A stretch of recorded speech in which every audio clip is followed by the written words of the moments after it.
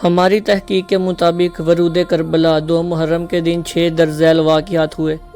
کتاب مجمع میں شیخ تاریخی نے لکھا ہے کہ امام حسین علیہ السلام نے اپنی قبر مطہر کے مقام کے ارد گرد جگہ کو اہل نینوا اور اہل گازریہ سے 60,000 درہم میں خریدا اور خرید کر ان کو اس شرط پر عطیہ کر دیا کہ وہ ہماری شہادت کے بعد ہماری زیارت کے لیے آنے والوں کی ہماری قبر مطہر کی طرف رہنمائی کریں گے اور ان کو 3 دن مہمان رکھیں گے۔ کتاب محیج الاحزان میں ہے کہ جب حضرت امام حسین علیہ السلام کرب و بلا میں وارد ہوئے تو حضرت سیدہ زینب بھائی کی خدمت میں آئیں اور عرض کیا کہ برادر، یہ وادی بہت وحشت ناک، دردناک اور ہولناک ہے۔ جس وقت سے ہم یہاں اترے ہیں میرے دل پر وحشت کا بوجھ زیادہ ہوتا جا رہا ہے۔ امام حسین علیہ السلام نے فرمایا، بہن، بابا کے زمانے میں بابا اور بھائی کے ساتھ جب صفین جا رہے تھے تو ایسی زمین سے عبور ہوا تو ہم یہاں اترے اور آرام کرنا چاہا۔ میرے بابا کا سر بھائی کی گود میں تھا۔ آپ کچھ دیر سوئے، میں بابا کے سر کے قریب بیٹھا تھا کہ وہ اچانک نیند سے جاگے اور سخت گریہ کرنے لگے۔ بھائی نے اس قدر شدید گریہ کی وجہ پوچھی۔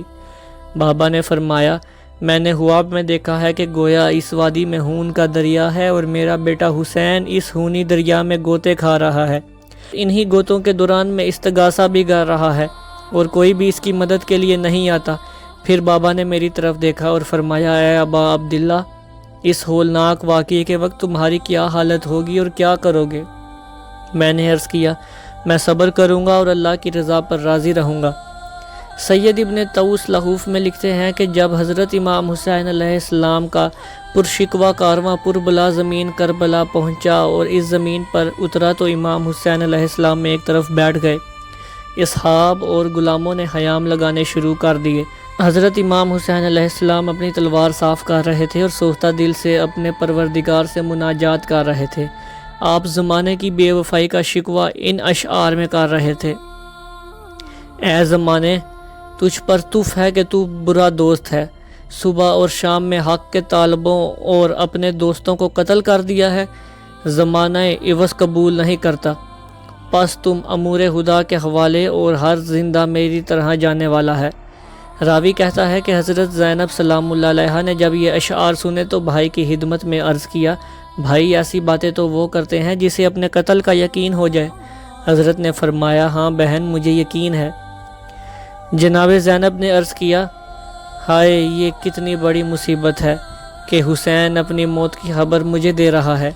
یہ وین سنتے ہی تمام مستورات میں گریہ شروع ہو گیا اور اپنے چہروں پر فرتے غم سے تماچے مارنے لگے اور گریبان چاک کرنے لگے۔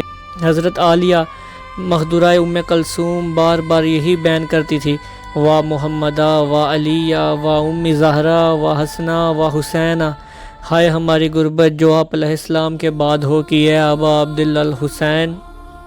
روایت میں ہے کہ حضرت امام حسین علیہ السلام نے بہن کو تسلی دیتے ہوئے فرمایا، میری بہنوں، اللہ سے کیے گئے وعدے دل میں یاد رکھو کہ آسمانوں کے ساکن بھی فانی ہیں، زمین کے ساکن بھی فانی ہیں، تمام مخلوقات فنا ہونے والی ہے۔ پھر فرمایا، بہن ام کلثوم، بہن زینب اور فاطمہ، اے رباب، یہ خیال کرنا کہ میرے دنیا سے جانے کے بعد گریبان چاک نہ کرنا اور ایسی کوئی بات نہ کرنا جو خدا کی ناراضگی کا باعث ہو۔